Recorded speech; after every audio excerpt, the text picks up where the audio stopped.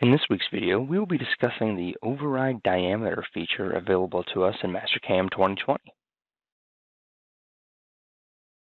We're going to start off with a circle mill.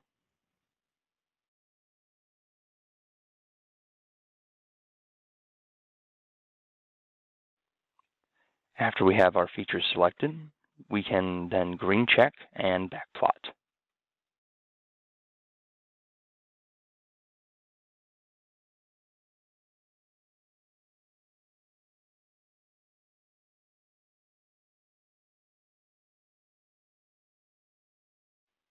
Now let's turn on the override.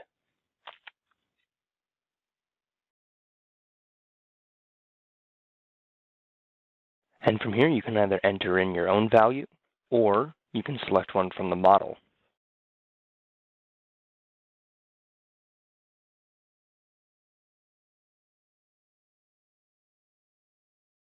And as you can see, the toolpath now adjusts the diameter of each cut to match the diameter that you selected.